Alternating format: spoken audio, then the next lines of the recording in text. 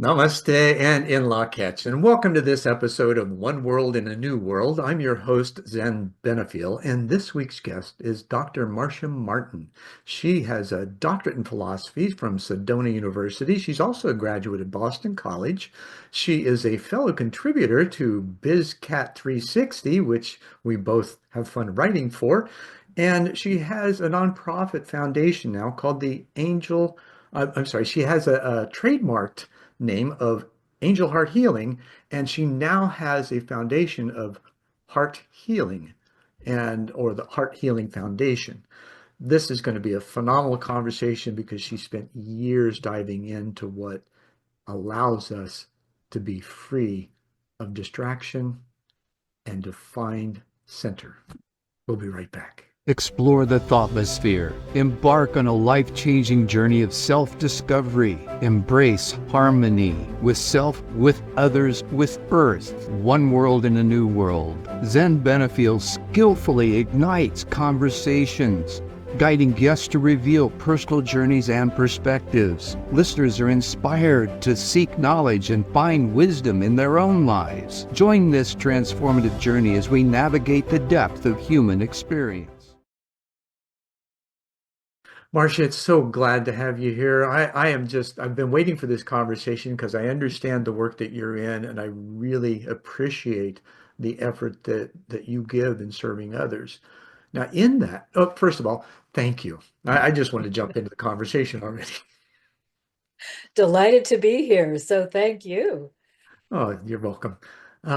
So we talk about the inner and outer realities that people have, that we have, and that most of us are bereft of talking about what goes on inside of us. Recently, that's changed, and I'm hoping that through our conversations, we can share with others that, yeah, you're not weird, you're not crazy, you're not insane. This is natural, and we all have this capacity. We just don't necessarily trust it because we've never had anybody to help validate it yet. So we're in the validation process.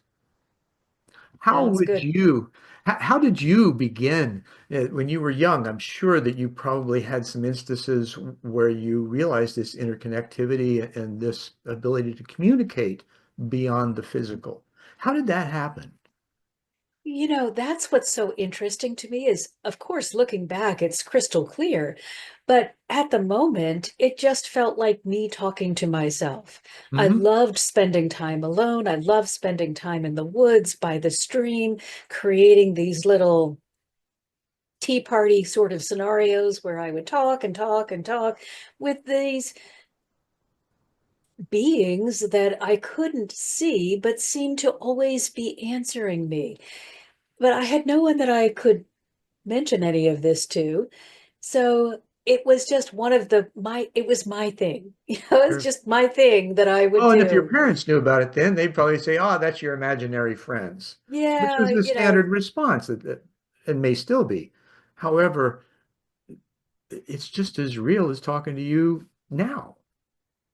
yes. Now, as I grew, then I grew away from that because I thought it was just me. It was just me playing by myself. And Hmm. as I got older, my grandmother taught in a one-room schoolhouse, and I wanted to be a teacher like her. So I would spend hours doing this teaching, which was really just them teaching me and me sharing what I was learning out loud. But so I kept spending all of this time in this internal world, but I didn't realize that it had any value. To me, it was just me imagining things or having these conversations that were just with me. So high school came. This is now Linda Goodman puts out loves the book Love Signs, which was Hmm. who I have a friend you're. of mine who was their publicist. Oh, yeah, Small world, right? who's your perfect match? And oh, this was so intriguing to me. And Uri Geller was bending spoons, and Kreskin was doing ESP. And I wanted this otherworldly sort of knowledge. But again, nobody to talk to about this. So it was my little secret. Then college came. Well, now I want to be normal. I want to fit in. I don't want to share with anybody that I've got all these weird things happening. Hmm. So I push it all away, get a teaching job, then go back for my master's. And in the master's program, there was a conscious evolution class. Only one class, one professor who was looking at this. And so I thought, oh, I'm going to stick my toe in the water here again. And we did meditation circles and healing labs. And I was doing Jose Silva and just loving this. But I felt cocooned in this master's program. So that completes. And I'm like, oh, well, back to the real world. Got to get a real job. Can't keep doing any of this crazy stuff. So again, push it all away. I've got to be normal again. Hmm. Get a job and begin the decline, the depressive slide into really suicidal ideology and beingness that lasted almost 20 years. I had my children. I loved spending time with my children, but Hmm. I couldn't ever get a hold of me. Who am I? I'm a good mother. That was good. I could hang my hat on that. But I had You nothing. were dedicated to the outer world, right? Yes, You were nothing the was happening. ultimate servant to it, but forgetting about Yes. yourself. Yeah. Self was a failure. I looked at self and, oh no, you didn't do a good job here. You didn't do a good job there. Look at this is falling apart. That's falling apart.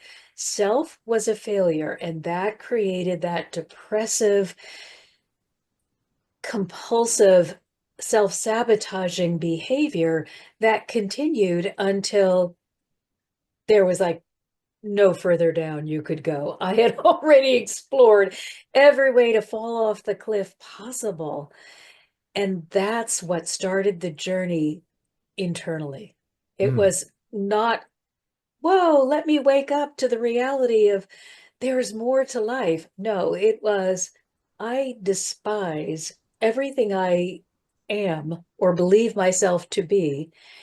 And I can't go on, but I have to go on because my children still need me. So I better become something worthwhile. Hmm. It was a dark place to begin, let me tell you. I'm sure it was. And so many of us go there just as a matter of the course of our lives because we give ourselves to others so much. And America is kind of a codependent society as well, where we've got to do things to please others, and we often forget about ourselves in that process, which, Well, all through childhood, that was sort of the motto. And then yeah. I married into that same mentality. Do for all others, regardless of your own needs. Just ignore that you have a need. And then somebody may at some point, or they may not, Hmm. they may find you worthy. Right. And that And creates, now, does that, uh, my wife and I were talking about this because I still have some things going on that, lasted for years for not being heard or acknowledged or understood and being institutionalized as a teenager because I would not suffer my truth when people were trying to tell me that things weren't so. My direct experience was my truth. Nobody's going to change that, right? It's my experience, right? So for years I've had that, and most recently there's a sense of tension, right? And I feel it in my solar plexus. It's like, okay, what's going on here? And turns out that there's this really deep sorrow mm, from that lack of connection, that real connection, and authentic connection with others. I have with my wife, right? And it's been deepening since we've met. You can imagine she's from Leningrad, me being American, so there's a culture clash already. And so we've filtered through all of that over the last 8 years and just peeled it back layer by layer because we know the love is there. We saw it in our eyes the very first time we met. It's going back to that and getting rid of all the distractions that the world had placed on us that we had to filter through and resolve. This being one of the last ones for me, because I'm now finally loved, even though I've been loving, right? There's that, that's our core, I think. We want to love and be loved. In the loving without the being loved, that creates that codependence where you give Well, because you're yeah, stuck. and you're talking about that imbalance. When we are Yeah, out of balance, we instinctually feel something is wrong. And then we search for ways to make it right.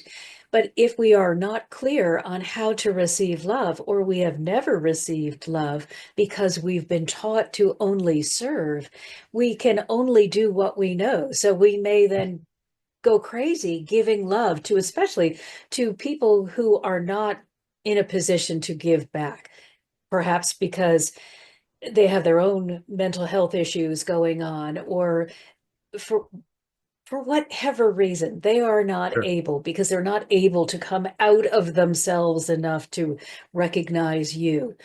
So I have found that when we are not balanced, we will often overcompensate in the area that we're already doing well, because we're afraid to look at this place that's missing, not because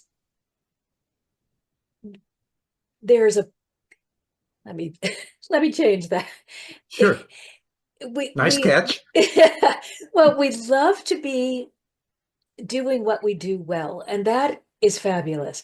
But if Hmm. we never take the time to take a look at this area where we may be weaker or not as facile, then we are not allowing ourselves to be in balance. And that Right, imbalance wears at our soul. It chafes at us on purpose so that we will do what we need to do to step back into balance. sure. I had it brings up the advice that a mentor, 20 years my senior, gave me just a few years ago. He says, why should you be doing something well, what you shouldn't be doing at all? And that was an interesting, right? Not that we're shitting on each other, right? But No, but it yeah, made you take it that made me like, moment. okay, well, yeah, because there is a lack of resonance in the things that I was doing, even though I was doing them well. I enjoyed it. I had fun. I was making money. There was still that emptiness. There was, what's in it for me? And it Yeah. is okay to ask that question. That's Wh- self-love, right? It's okay to say, I need more. I need to feel that this honors my soul in a way that just making money won't. Sure, What can I do where I can engage my heart and my mind and feel that I am giving something of value? If you don't have all of you in the project, a part of you is going to feel abandoned, and that creates so much dissonance in our spirit. I remember Mother God coming to me because as a child, we were always told, or at least I got the message, you don't want to be selfish. Selfish is the most horrible thing you can ever be. And then that was used as sort of a discipline tool.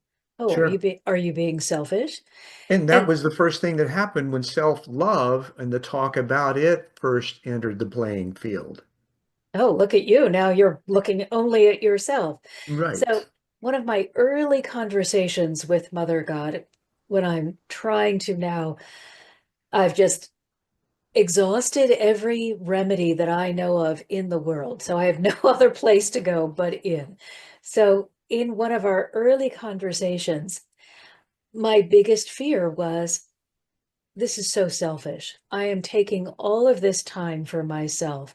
I am not out in the world contributing at the moment, or I am barely contributing. I'm just doing enough to keep a roof. What's going on? What's wrong with me? And she said, you just don't understand the difference between selfish and selfless. Hmm. She said, We interpret selfish is when you give from your humanness, because then you give and you give and you give because you love to give. But as you give that way, you create dependency because you're saying, I have something that I don't know how to show you to get. I have just this ability to give and I love to give. So let me give to you. And you all become Mhm. dependent on my ability to give to you. But she said, your well is going to run dry because you're not in a position, or you don't have the ability to refill. Every once in a while, you'll take some time for yourself, but usually you're so broken by that point that you get a drop and you needed a gallon. Sure. So, you go back It's like out trying and to collect water in the desert, right? yes, yes, you go out and give more because you think that's going to renew you or revive you. She said, that is selfish. Selfless is when you connect with us and allow us to fill you. Allow us to fill in all of the empty spaces. Allow us to fill you and love you and accept you and show you who you are. And then when it gets fit, when you become filled, when that fountain gets to the top, we'll continue to fill you because you stay connected with us. Hmm. And then you will give from your overflow. And that way, you allow all of the people that surround you to see that they too can have this connection, that they too can be filled up, and that they can give from others. Sure. It reminds me of the law of one, right? The service to self for service to others. And what I find is we have this tendency to see things in binary ways, and yet they're part of the whole. They are one. And to step back and look at, for instance, the law of one from that perspective, either service to self or service to others, the ultimate, to me, service to self is service to others. And But that certainly, that did creates that reciprocal activity that replenishes that well. but did you hear that message growing up? Because I certainly didn't. Oh no, no. I mean, I and was introduced to the law of one in 1988, I think it was, and it got me to thinking because it's like, okay, well, that kind of makes sense. I see that, yeah, that makes a whole lot look, more sense than emptying your pockets and your energy and then being completely destitute and saying, what happened? Why right. doesn't God, universe, whatever, love Well, me enough yeah. to replenish me? Why did they let me wear myself out? But they explained to me that that is us in servitude. And so Hmm. as we are moving away from this Piscean energy and into this Aquarian energy of cooperation, we Even have, collaboration. yes, we're leaving behind the energy of servitude and entering the energy of service. And service is balanced. Service Hmm. is giving and receiving. And so I think that's very important for us all to be conscious of the fact that this new world way of being is going to require you to receive as much as you give. And where does it lead? It appears that it leads to at least a partial experience of harmony. It's not a utopia. The chaos, challenge, those kinds of things, they're not going to go away. I hear people talking about, the shift from a 3D to a 5D and the Earth's going to separate in its own thing. And I'm like, well, wait a minute.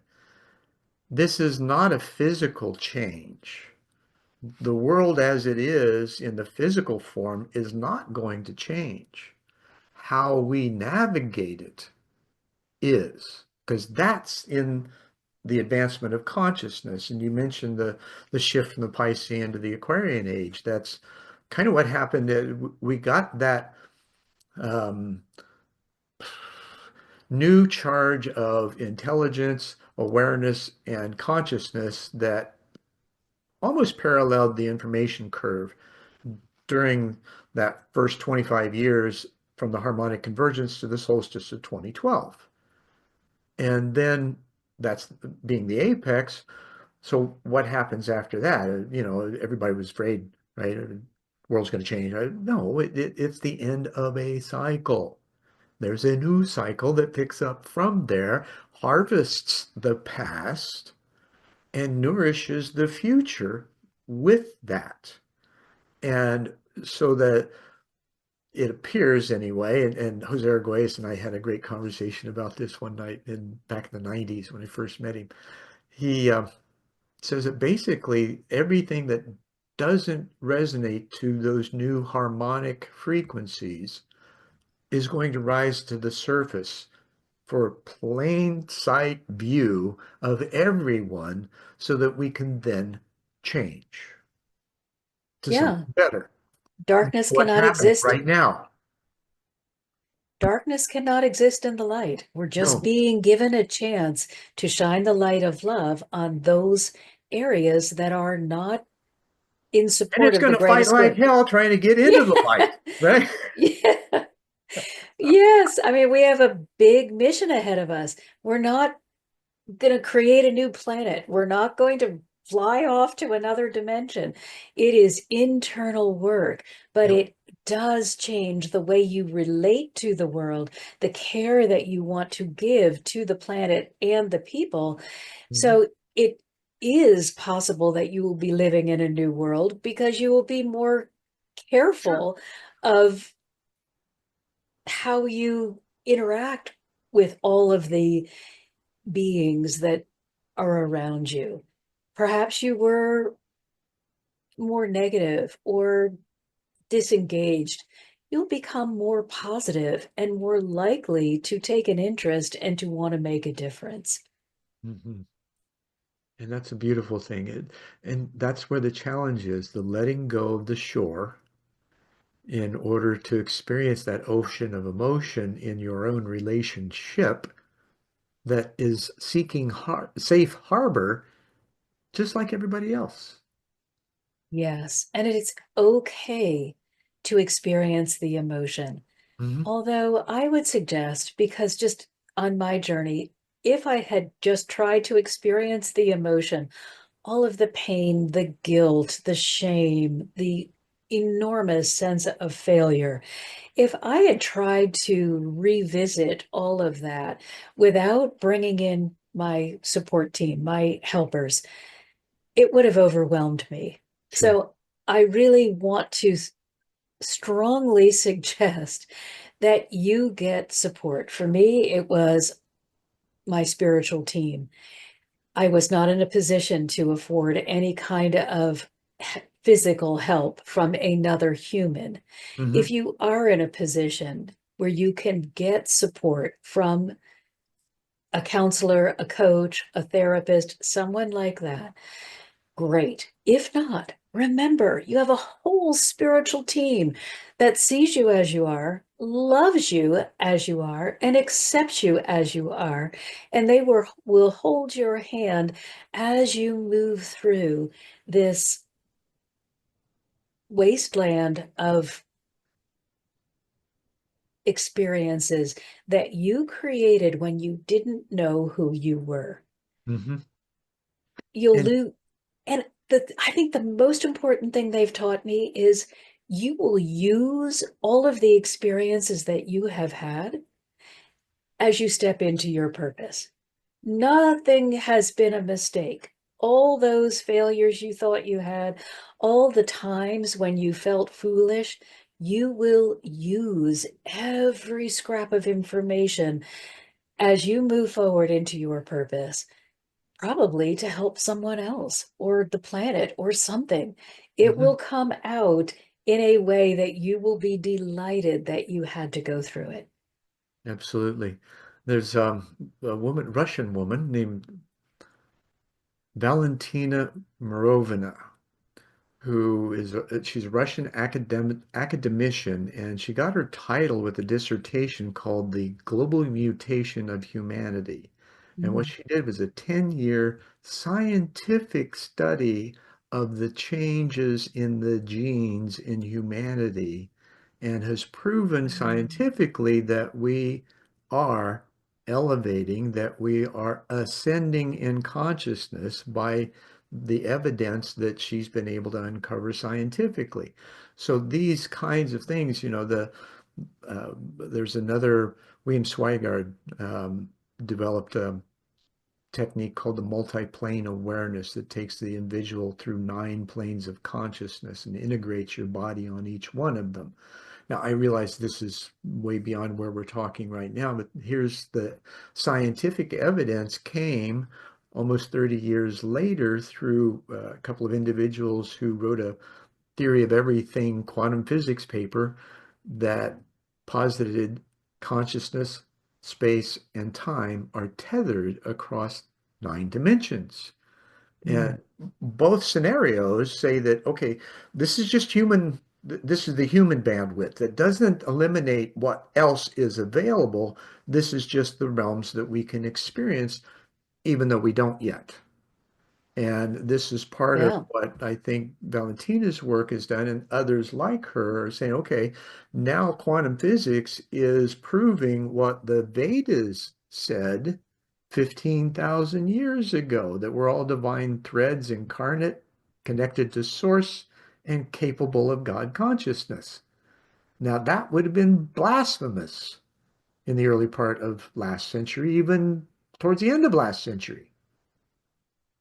And yet it's been around for 15,000 years. Well, and we need to always just be in that space of, just because we don't understand it doesn't mean it doesn't exist. Absolutely. So if we Absolutely. can return to the state, that childlike state, when we are more open to possibilities, it will be easier for your divine support system to come and help you. Hmm. And I always tell people, don't do it by faith.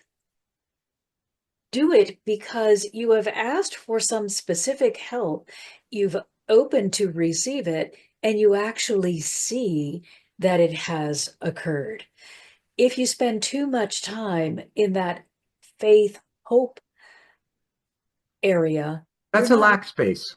yeah, you're not able to build that strong foundation. Yeah. And that foundation has to be built on trust, not on I hope so. Hmm. You know, Ernest Holmes said in Science of Mind, put God to the test. And this was Exactly. when I was researching for my doctoral dissertation. And I said, oh no, I couldn't do that. That's even with, though they had been working with me continuously for all of these years, my religious upbringing still said, no, bad, very No, bad. isn't it really amazing how, as I was speaking a little bit ago, how deeply embedded this programming is that we don't recognize until something happens. For me, it was that tension in my solar plexus. For others, it's going to be another kind of disturbance in the body, or a thought. It's usually a disturbance in the body, whether it's in the heart, the solar plexus, a pain somewhere. There's something that is asking for your attention. Yes. And, I had let go of any religious ideology I believed a long time ago, but put God to the test. Well, it caused me so much distress. But then you read the rest of the sentence and it says, God can't fail. So if you have asked for intervention in some particular area and you are seeing no movement, you are the one that's blocking Exactly. the fulfillment. And I thought, Exactly. oh, now I really have to go look at what is causing this upset, this it doesn't feel good. Sure. Now, do And you think so that it's that was that another this, thing needed to be abandoned do you or think that this upgraded. is those of those 70,000 thoughts we have a day, and the majority of them being self-deprecating and on such an unconscious level that we don't even recognize when we're having them? They're just such a part of us. And do you find that part of that process is recognizing, being quiet enough to watch your thinking and recognize those thoughts coming up, what do you do with them? How do you go from, oh, well, that's not possible, I can't do that, to, oh, wow, that looks really cool, I'm going to try that? Well, Carl Jung was the one that really brought it to the forefront because he said, until you make the unconscious conscious, it Hmm. will control your life and you will call it fate. So when we work in the heart is actually the thing that is controlling you. You believe it's your mind, and believe me, I'm not uh, trying to make fun of anyone. I worshiped the brain. That's my master's is in educational developmental psychology. My Hmm. teaching career was if I can just make these kids think correctly, it everything will be fine. Oh, It yeah, was, yeah. bow to the brain, but it was my own experience where nothing that I could intellectualize was moving me forward, where they redirected me into the heart that I began to learn this is where the subconscious is operating. All of these things that you've experienced, all of this learning that you've incorporated is being held for you by the heart. If you have a hurtful or a terrorizing experience, that energy is being the memory of it, the how you responded or didn't respond is Hmm. being held in as a protective mechanism. The heart wants to protect, to keep you alive, to keep you safe. So something happens. Oh, I don't want to do that again. Heart Right. says, don't worry. We're going to hold on to that memory right over here. We're just going to put it right over here, store it right here, so that next time that you're confronted with that kind of experience, you'll know exactly what to do. So you don't process it. You just store away the pain and it gets bigger and louder and it takes over more and more of your life until you take that time to say, why am I holding on to these, for me, old religious concepts that I grew away from so long ago?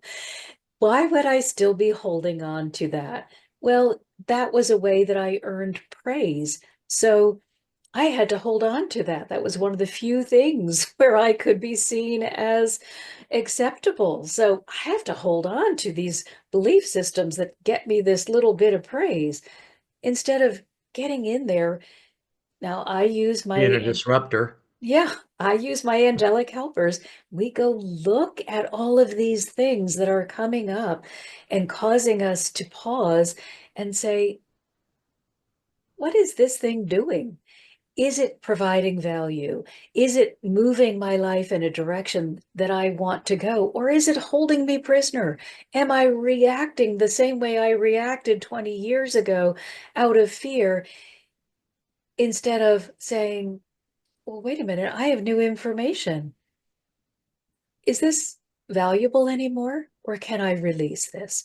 So we Hmm. work with the Christ consciousness and all of the angelic support team to release this stuck stuff and then replace it with, I call it a new name. What it is the label that the divine give to you. So you may go from I'm a scared, ineffective little child or unable to defend myself.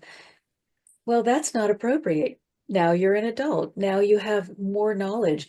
Now you have understanding that you didn't have before. So you don't need to cower when something is challenging. Now you can Hmm. say, I'm a child of the divine. I am powerful. I am capable. I am more than enough. So it is taking that time to look at what is driving you to react and become purposeful in your interactions. What I seem to hear you say, I keep getting this, okay, this is about the paradox of boundary setting. And we don't do that. We don't set boundaries.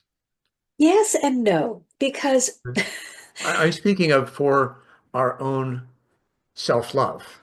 Yes. And sometimes when people say, I'm going to really set boundaries, I'm going to be really tough, I have to remind them, Yeah, that's okay, not, yeah, that's still from an angry place. That's yes, not the place to set them from. right. Okay. Good for you that you're recognizing that you may have allowed people to take advantage. But rather than stay in that small, dark place, Hmm. let's raise our vibration. Let's come up here to this area of love, joy, and peace. Be a beacon of joy. And those who were trying to take advantage of you will feel really uncomfortable in your presence, and they will drift away without having those hard conversations. So I'm always about, yes, set beautiful boundaries. Your boundary is come to me. If you are operating from love, joy, and peace, I want more people who are experiencing life in this way to uplift me and to help me stay in this beautiful place. And Hmm. those who are still stuck in the dark, I will share my love with you. It will be up to you to receive it. Not my job to go into the darkness and sit with you. Very true. How did you work with others, and what have you noticed as kind of some basic movements that people will go through, the kinds you've mentioned quite a few things already. Are there some things that you find are like really core in I most think people? I think the most important thing, uh, most people that I work with and that you will interact with are empathic, deeply sensitive, really wanting to be of service, but not understanding that service doesn't mean you must give your last penny to Hmm. someone else and allow them to spit on you. Right. So we have to begin with self forgiveness because they are so hard on themselves. Oh, look, Mary needed 10 cents and I only had a penny. So I gave her my penny, but she said it wasn't enough. And now I feel really badly. That makes me such a horrible person. Whoa, hang on. How did you not have any value? Why did Mary, did I call her Mary? I forget whatever I called her. How did she suddenly have so much more value than you that you should go without and she should have everything? So we begin with this self-forgiveness of you're not going to be able to meet everyone's needs. That's not your job. Your job is not to be the goodwill for the universe. Your job is to be overflowing with love, joy, and peace and encourage people to get into this place, this of love, joy, and peace, where they too will have access to the divine support system, and then they can gather themselves what they need. We Right. are never being asked to impoverish ourselves for the benefit of another. But because we can't do that, as empathic beings, we will sometimes internalize that as self blame. I'm so awful because I couldn't save Fred and Lucy and Steve. So we usually begin with self forgiveness and an understanding of what your role really is. And it is never to be world savior. It is to show the world what is possible through your example. Mhm. Now, do you find that that brings us to acknowledging that flow is what shows up in front of you? We tend to look at the horizon and seek, ask, long, and yet don't pay attention to what's right in front of us. Boy, that is so true. The only moment we can make a difference is the one we're in right now, but we are all future focused. We are all, what is going to happen tomorrow? Hmm. What's going to happen tomorrow is determined by what you are doing today. So allow today to be filled with love. Find joy, get happy, spend time feeling good today, and you will draw to you many tomorrows that have more of this good, the love, the joy, the peace. Those things that you are seeking must be begun in this moment. Mhm. Now, does that eliminate planning, strategy, project, That was one of you my know? big fears. I love to plan. And So me too. when they gave me this whole, I was like, uh-oh, but what about my plans? Yes, you have your grand plan. You know where you're going, or you have this idea of what feels good to you.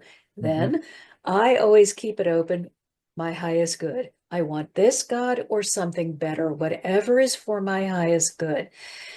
It is okay to have an idea of what you want. It will keep you focused. You will then begin searching for those things that reinforce what it is that you are striving for. So you want to keep the mind occupied. That goal is for the mind. Mhm. The staying in the moment is for the heart. You've got to keep the mind occupied because it can be like a cranky child. If you don't give it things to do, it can have a tantrum. So give it And the it's a goal. masterful tool when you learn how to use it. Yes, give it the goal so it can concentrate on that and feel like it's purposeful. But be here in this moment, connecting with the divine to find joy, feel good, to feel purposeful. And that will open you to the correct path to that goal. Mhm. And from my experience, whatever your skill set may be, this is where, you harvest the past, Mm. right? Whatever has been developing in your life, your skill set, your intelligence, all the learning that you have, all of that is still applicable. What often happens, and maybe you can validate or not this hypothesis or postulate, I guess, would be that we forget about how functional we are, how connected we can become, and that skill set, that nourishing, the harvesting of the past allows us to find better direction for the future. Oh, yes. Now, How much have we learned because we went off in the wrong direction first? sure. I want to ask you a question that takes it to a whole different level, and that is in the design that we are, that this intelligence that apparently is at the core of everything, um, is self-motivated, and that it will lead us. This is going back to the betas of being that divine thread incarnate, connected to source, having infinite intelligence available specific to the individual. When the individuals get connected, then it can happen to the collective, not until. And Right. yet, there's this genetic factor, and there's a solar frequency along with that seem to be this coalescing element energetically that then is active through this transceiver of a body that we have. Could that then lead us toward purpose or mission, or is that something that we're still too far away from understanding, let alone seeking? Because it seems like what we seek is often seeking us too.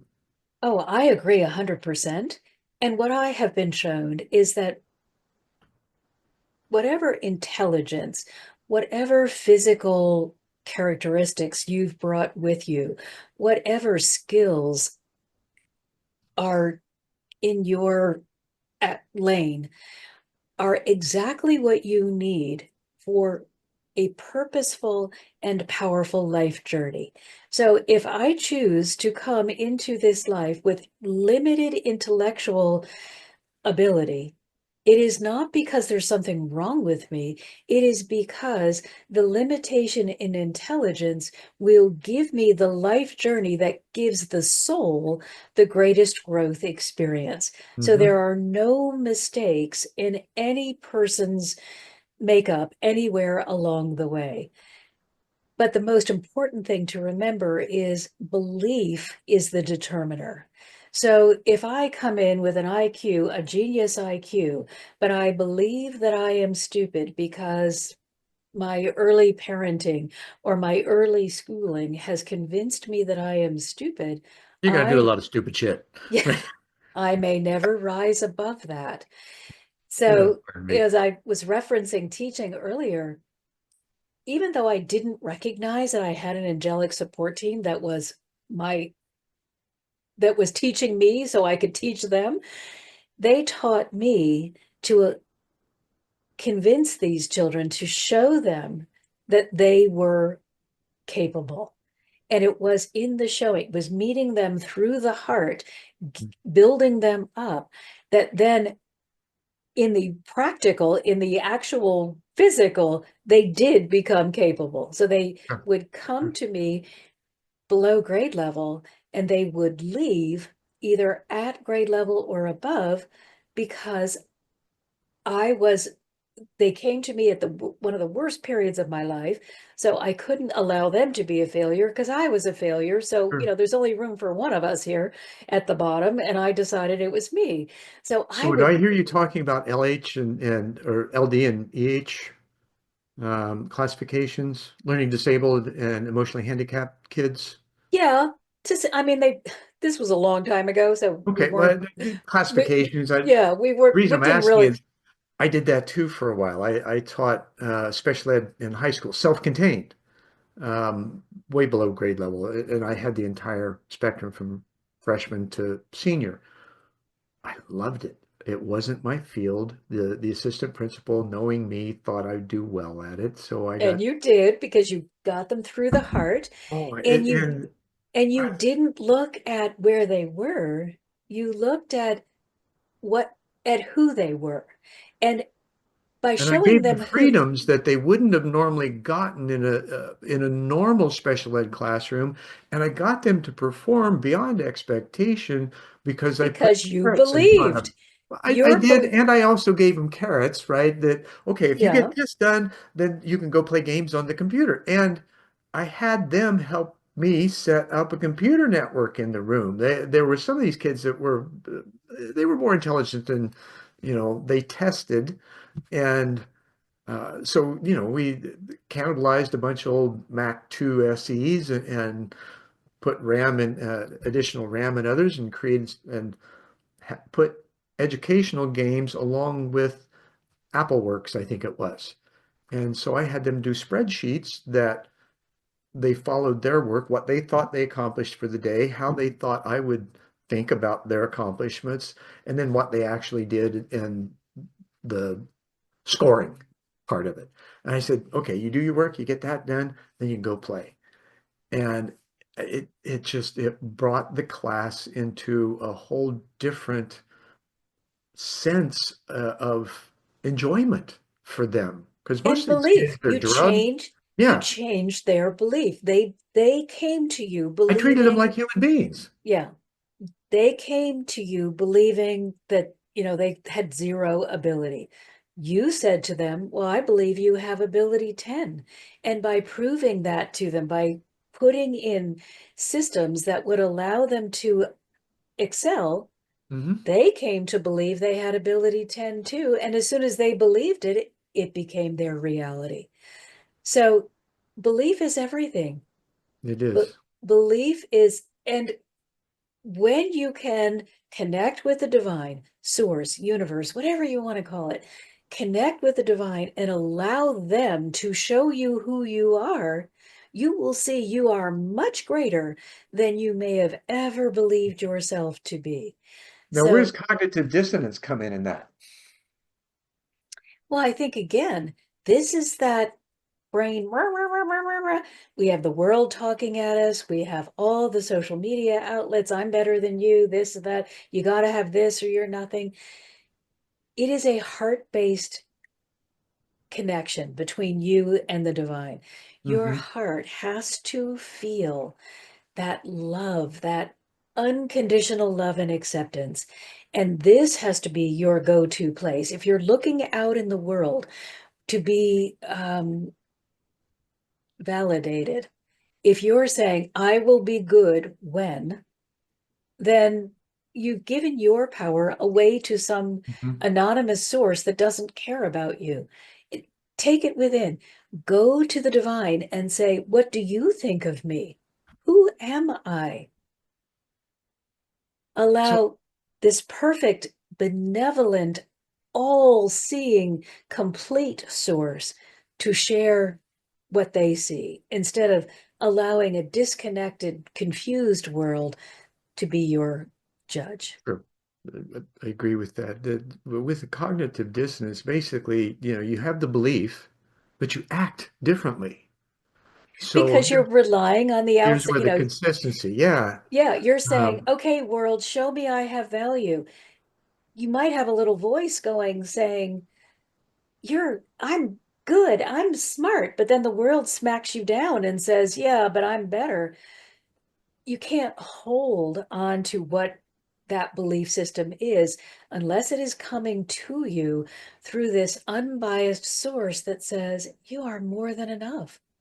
And mhm. then you begin acting from the secure internal place instead of seeking validation from an insecure and confusing outside world.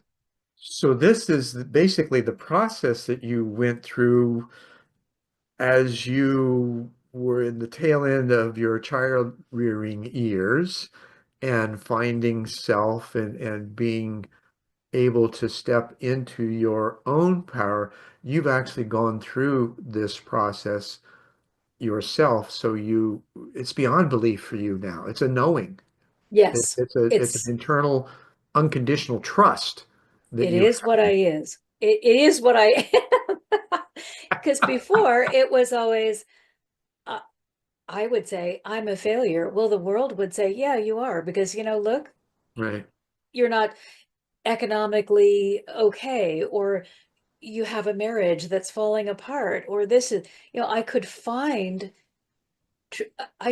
support for whatever my internal conversation was. Now, my internal conversation now is I am an empowered being. I love and accept myself. Well, what's interesting is now people who are drawn to me support that as well. So you will get support for whatever the internal conversation is. But if the internal conversation is self-deprecating, you're tapping into the world You're going to get that confusion. support too. Yeah, and you're tapping into the world's confusion, and that's not a clear mirror. Right. So use the divine as your mirror because they are complete. They are unchanging, and they have already decided, okay, we're going to be all loving, all accepting, all encompassing, and they're not going to change. So why would you use the mirror of the world, which says, well, today we like blue, but tomorrow we'll like maybe red. Oh, I changed my mind. Green. Oh, yellow. I don't know. It why would you tap into the crazy when you can align with the unchanging? But they're crazy. It's so energetic. There's so much to do, and there's so much, right? Yeah. The do. Yeah. That's where The we frantic, forget yes. it's about the being, not the doing. It's the frantic pace that says, if I just do it more, things will get better. Yeah.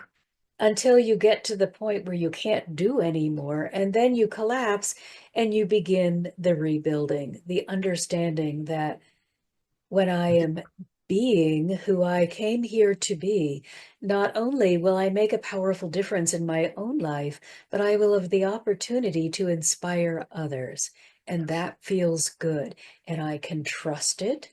And I can come back to this again and again and again, and it won't change. It Mhm. won't make me frantic. I won't be searching for something that will have no meaning tomorrow.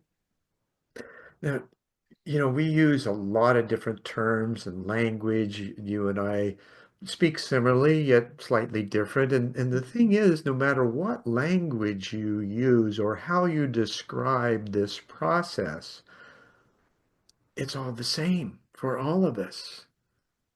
It's You going to know, show up. You'll hear it. When you start looking and you start listening, you start testing, you're going to hear the same precepts all kinds of different ways.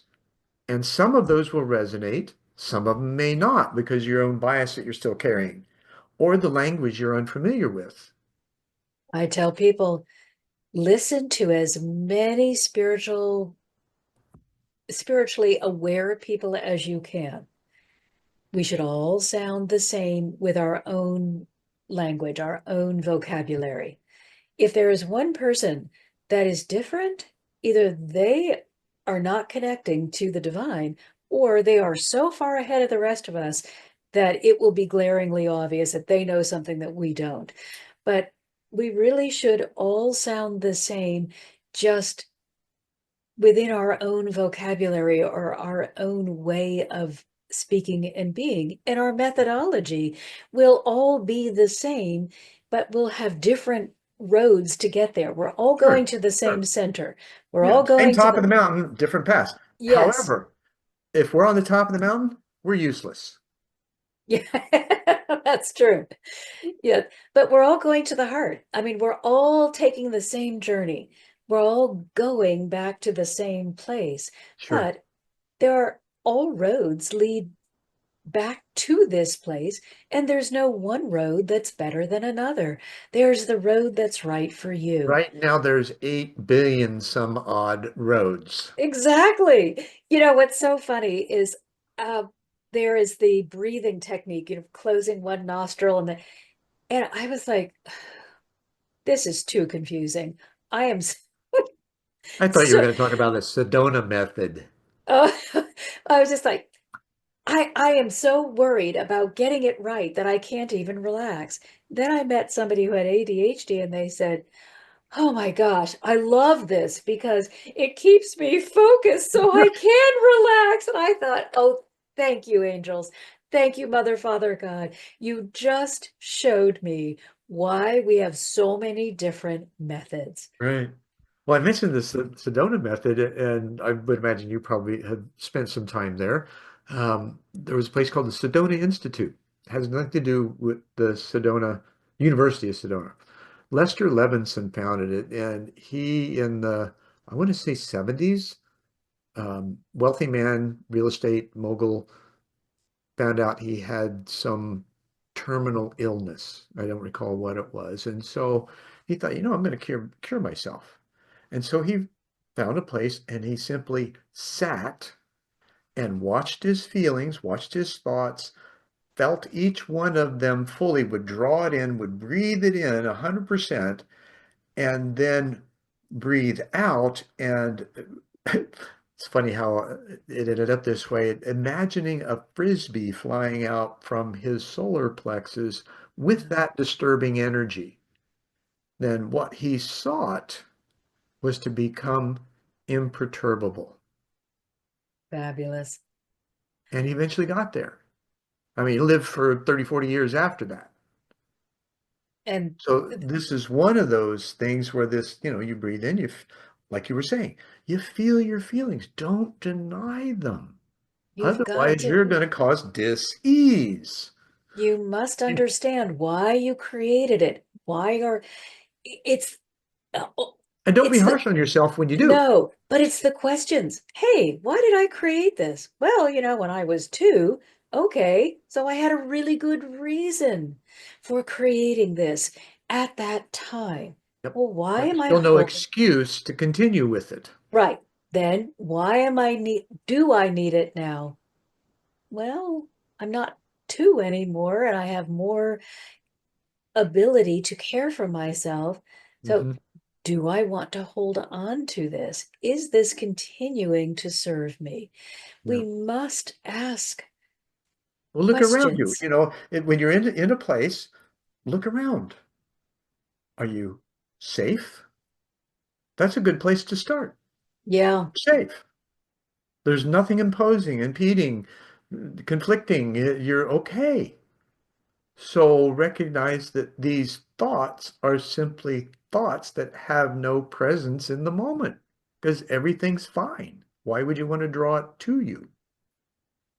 That's so funny because the angels were saying to me one day, you do realize that any thought about what may come is completely useless because either you're safe in this moment or you're taking action for the thing that actually showed up. Right. So why would you waste any of this energy contemplating how you would deal with a disaster? You would just deal with it.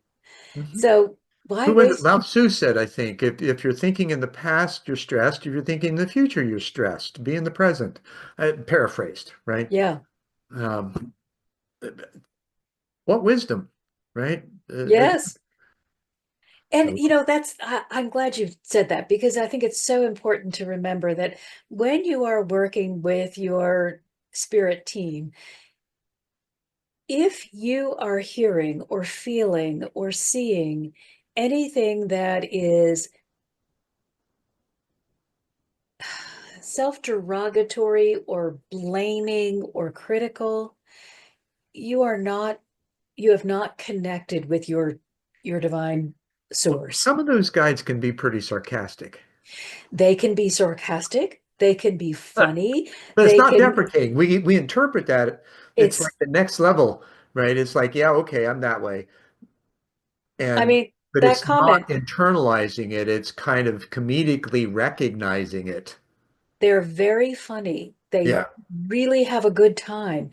So they don't get in the weeds with you. They Hmm. ask you to come up to where they are. No, they'll call you on it.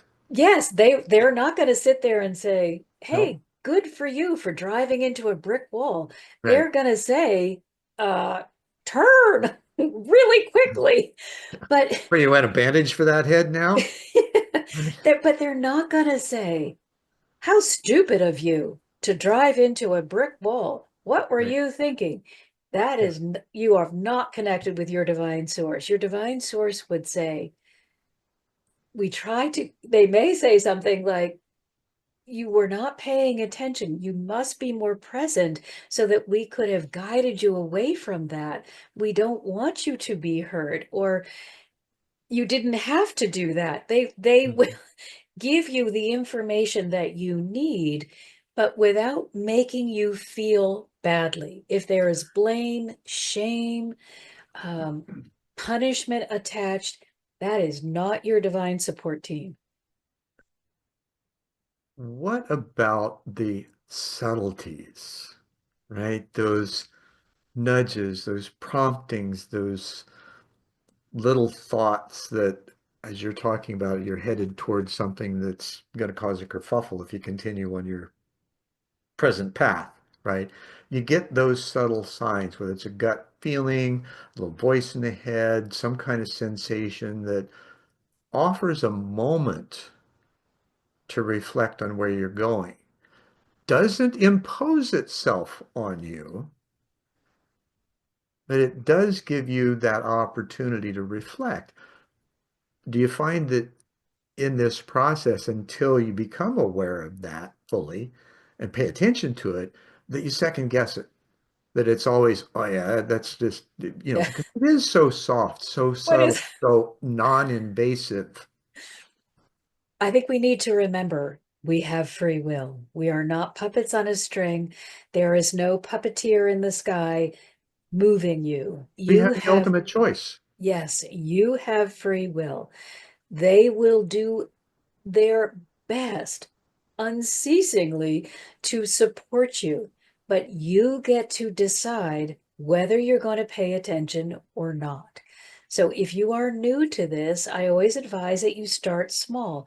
Please don't start with a life-altering decision and try to tap into the greater wisdom. Instead, start with little inconsequential things and ask for guidance that you are actually going to honor.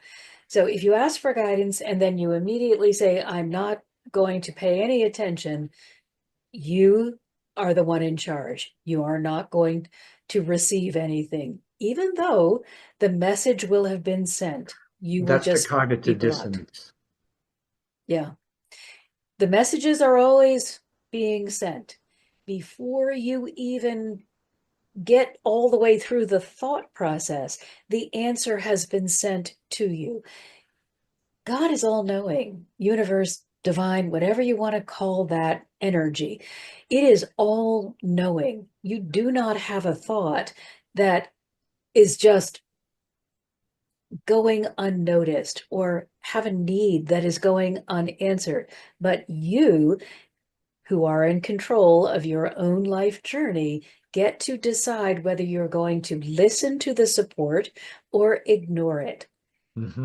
That's why I always suggest start with little things that don't matter to begin your conversation, your support journey with your helpers. Don't start out with life-changing things if you have spent your whole Well, you life saying, can. I mean, ah, if you choose ah, to do that, it can, and some do. Some reach that point of deep trauma where they're just let go of everything and said, just, okay, I'm done with this. And they make a life-changing decision and they go for it. That's a little more rare, although it's just as effective, not necessarily advisable because you're going to put yourself, I can't say that. It depends it's on the individual. When, if you feel that that's part of what you need to do, then by all means, go for it. if you can get behind it. What Yeah, we don't want you doing is waffling. So yeah, you don't want to, I've got this major life decision. I'm going to go all in with my spirit yeah. Don't team, be dumb about it. my helpers. I'm going to do everything they say today, but tomorrow I'm going to second guess and I'm going to shut myself off from them. Yeah, Okay, now you've created a sure. really unworkable pattern for yourself. So pick a direction and go in the direction. You can revise at any time. What happens so often is we choose a direction, oh, I changed my mind. And then we wonder, hey, nothing is happening. I seem to be going, well, just pick a direction. Yeah, I've made a choice. You're You are vacillating. better. How can the Yeah, universe say, okay, when you haven't given a clear direction? It's going to sit there and go, yes, okay, let us know when you're ready. right. Right.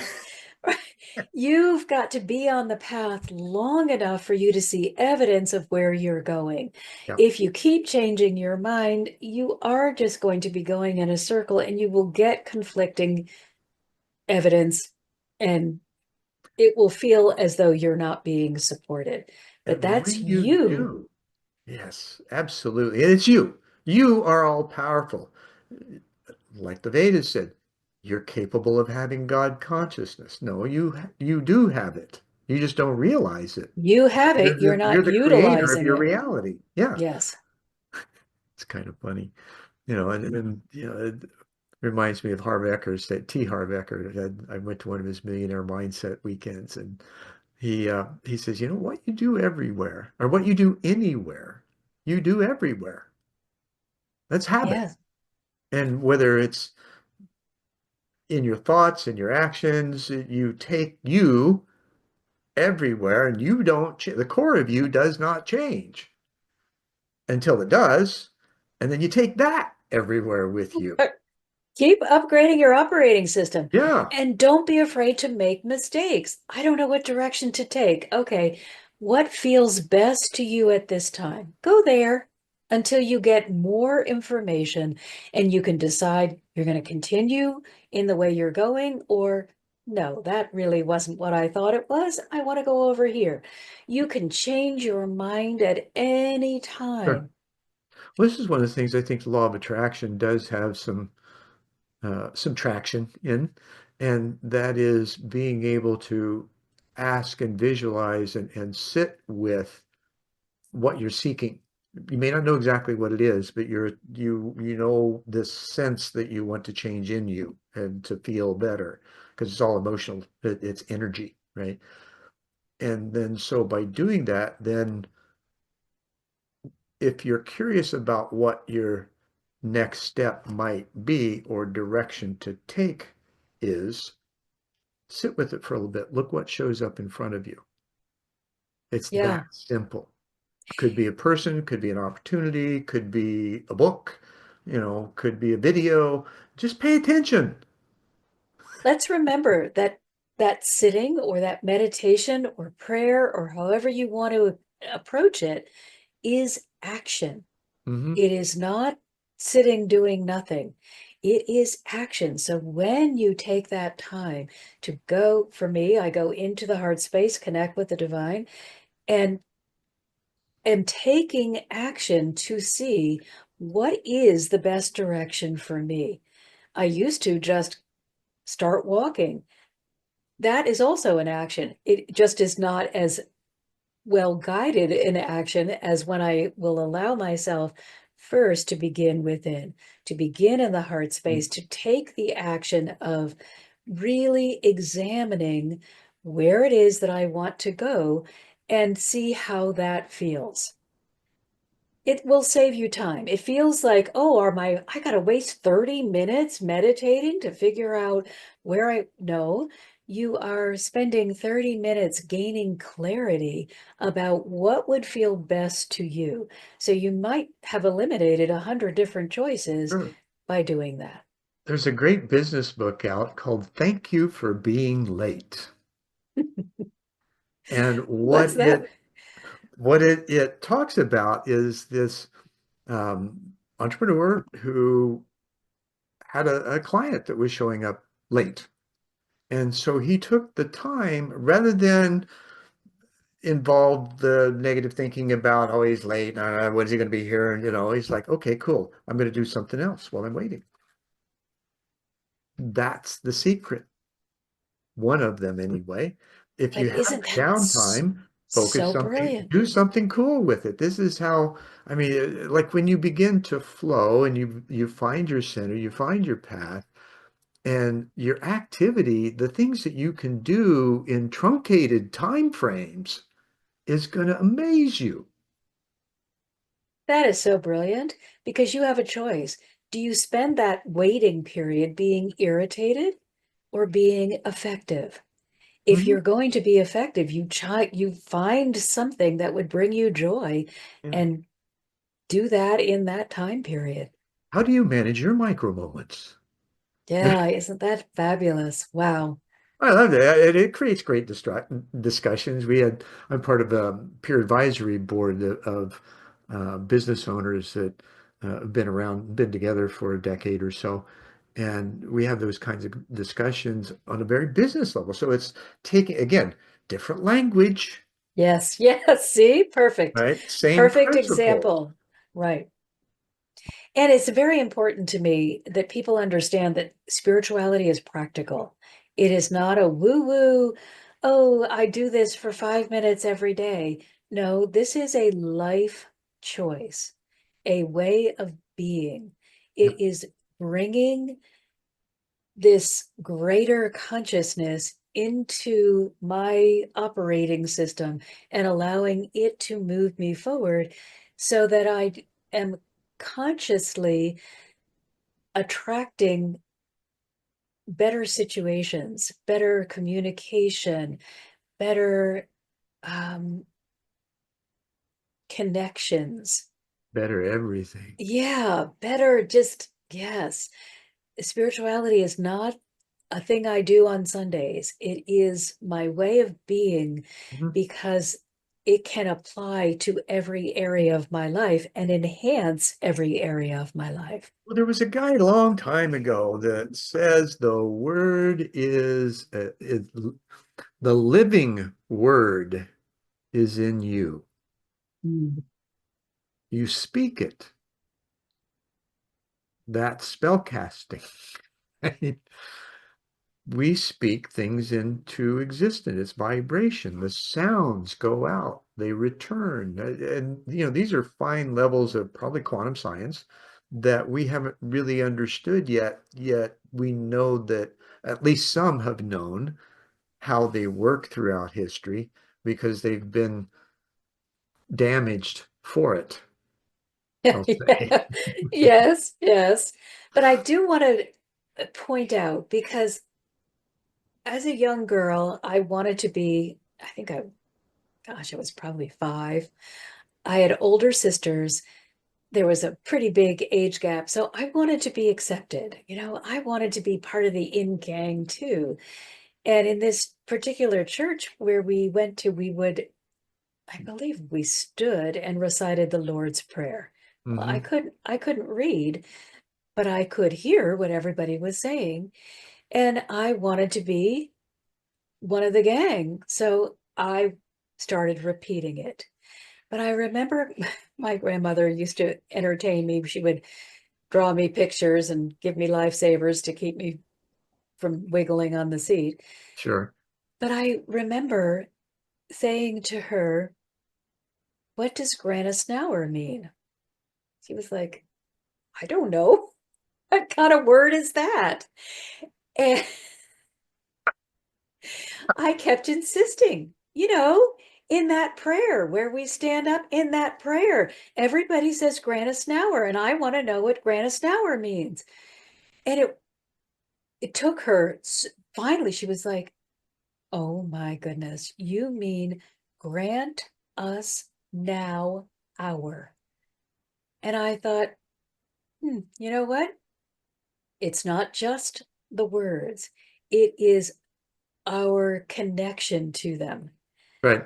So if you are just repeating a mantra or a prayer or something that someone has given to you and you have no connection to it, it means nothing to you, throw it away and choose something that does have meaning to you. Maybe It's you'll not, agree with this. The key is reverence. yes, your intention. How are you feeling? What's the connection that you have to what you are saying? Hmm. It's That's the not that it's, integrity of the now moment. yes, I don't care if the prayer is thousands of years old. If you don't connect to it, it will have little value to you. Hmm. Those words may, it, said by the right person who connects with them, may bring great value. But if you're just doing a Grannis Nower, you're not connecting. You're not, you don't even have a level of expectation because you don't know what you're saying. Right. Right. This has been just an amazing conversation. Thank you, Marcia. It's beautiful here and in different ways, right? And you've brought Yes. a new expression of our conversation to light. And thank you so much for that. Is there something that you would like to offer as a parting gift to our audience that they can take and test themselves? One of those easy things to do? Well, absolutely. And I want to give them something as well. So the Sure. first I'll give you is we have an ebook, 11 ways in which you, I used to call it 11 ways in which we're resisting angelic assistance, but I changed the name because I thought that could be a little off-putting. So now Yeah. it's 11 ways to receive angelic assistance. See, now you put it in the positive, Look right? You at didn't that. even realize you titled the book the way. Perfect. Okay. So Yeah. that is on our website. But the one thing I want everyone to know is I find most empaths go through a period where you just feel that you're not doing enough. You have this burning desire to help, and you can get yourself into a lot of hot water because you go where you're not supposed to, or perhaps where you're not wanted because you want to help. Yep. So I'm going to share with you an energetic technique that you can do anywhere at any time that will not impose on anyone's free will, but will let you know you have done something of great value. So Wonderful. let's just do that together. So Okay. close your eyes And I always begin with the breath. So begin with deep cleansing and healing breaths. Fill your lungs completely. Hold it for just a moment. And then allow yourself to exhale completely. Get used to using and seeing the breath as a tool. When you breathe deeply, the body feels safe. It's getting lots of oxygen. And then it says, oh, okay, I guess I'll relax. I don't have to be on alert. The more relaxed you are, the clearer your communication with the divine. So begin with the breath.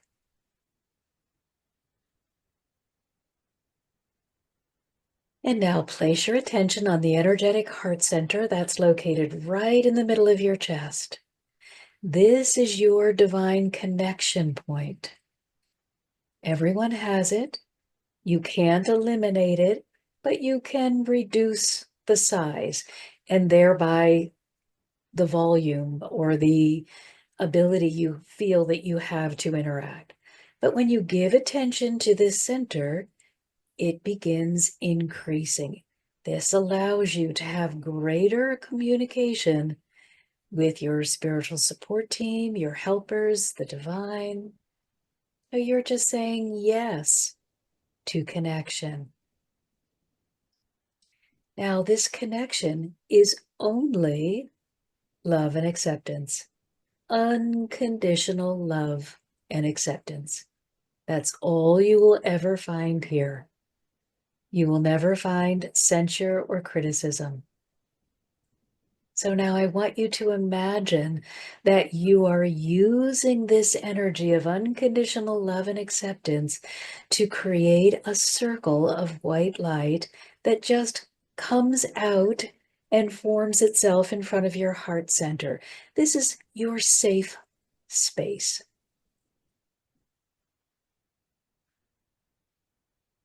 And now call yourself into the circle. You just come as you are. You are perfect as you are in this moment. So come as you are. You are now in the circle where you can create great good.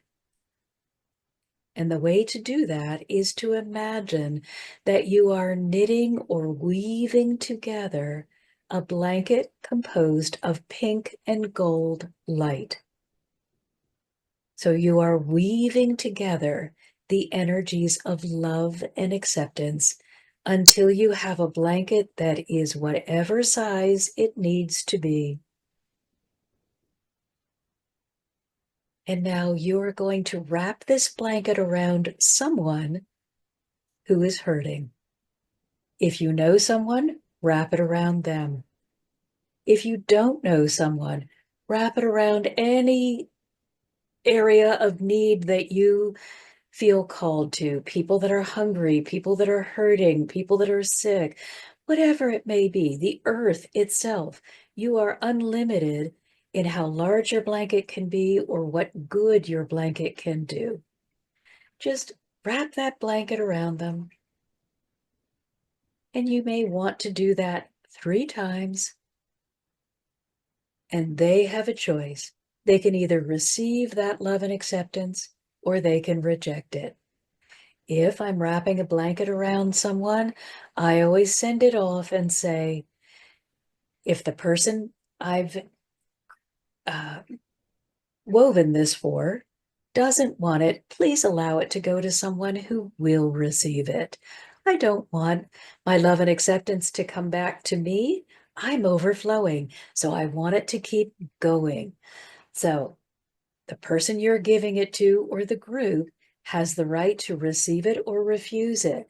And then you may say, if it is refused, send it to someplace where it can bring love and acceptance, joy, peace, love, whatever it needs to do. Oh, just take a deep breath and feel how good it feels to know you made a powerful, positive difference. Even though you never spoke to that person. They don't need to know that you've done this for them. You have still made a powerful, positive difference. And you can do this at any time, no matter where you are, who you're with, or what you may be doing. You can drop into your heart, weave the blanket, and send it off. Wait, as quickly as you're able to have formed the thought, you can be sending it off. So now come back into the circle as you are, and let's take a moment to knit or to weave another blanket. And your blanket can have designs in it, or look, or to be any shape that you want it. And when you have completed your blanket, wrap it around yourself. Remember to include yourself in the love that you give so freely. So wrap yourself in a blanket of pink and gold light. Give yourself a hug. Be so proud of who you are and all that you have been able to offer to the world. You are a powerful, important part of the world. And I am deeply grateful that you are here with me at this time. We're better together. And I appreciate you being here and sharing your love. When you're ready, take another deep breath and come on back. The blanket goes with you wherever you go. Gives new meaning to having your Branky, huh? Yes, we all get a security blanket now. All And right. nobody even needs to know that we're trailing it along behind us. Exactly. Marcia, that was so beautiful. Thank you so much. Oh, thank And you. It's so wonderful to be here and to share and just to be a part of the world at this time when we are taking such massive steps into that energy of love. It doesn't feel good right now, but I want to encourage everyone to keep going in the direction of love and acceptance. We are going to get there.